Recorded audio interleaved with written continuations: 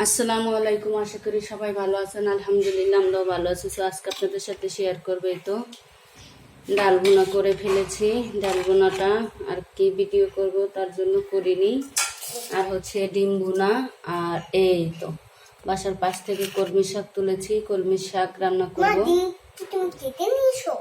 না কাটবো না, ডিমটা আনামি থাকবে। আর হচ্ছে তো চলেন এখন শাকটা ভাজি করব আগে। তো শাক ভাজি বসাবো। ওটাকে শাকটা কুচো করে কেটে নিয়েছি। তো এই তো শাক ভাজির জন্য মরিচ, কাঁচা মরিচ দেবো না, আমি শুকনো মরিচ ফোড়ন দিয়ে ভাজিটা করবো। এরপর রসুন কুচি আর বাজার দিয়ে করবো শাকটা। পেঁয়াজ কুচি, এবার হতে কাজ, তারপরে শাকগুলো দিয়ে দিই। তো এই তো বাজারটা হয়ে গেছে, শাকটা দিয়ে দিচ্ছি।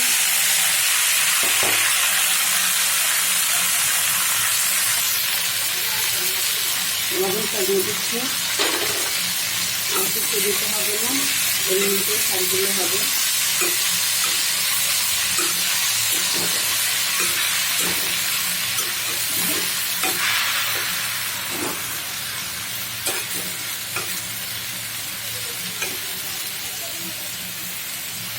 আধা একটু পান খেয়ে নিলাম, পান খেতে আমার খুব পছন্দ। এরকম না হাতে চুন নিয়ে নিয়েছি।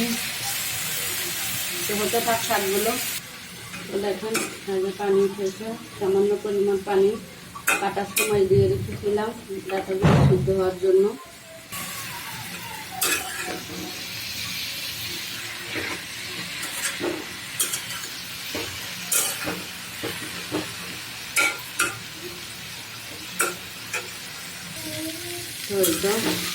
পানিটা শুকিয়ে হয়ে আসছে, সিদ্ধটাও খুব সুন্দর হয়ে গেছে। আর একটু টানবে, ভাজা ভাজা করবো। শাকটা হয়ে গেছে, এখন বেড়ে নিব। এই তো দেখেন অবশেষে শাকটা হয়ে গেল। আমার ভিডিওটা ভালো লাগলো, আমার চ্যানেলটা সাবস্ক্রাইব করে আমার পাশে থেকে যাবেন। আল্লাহ হাফেজ।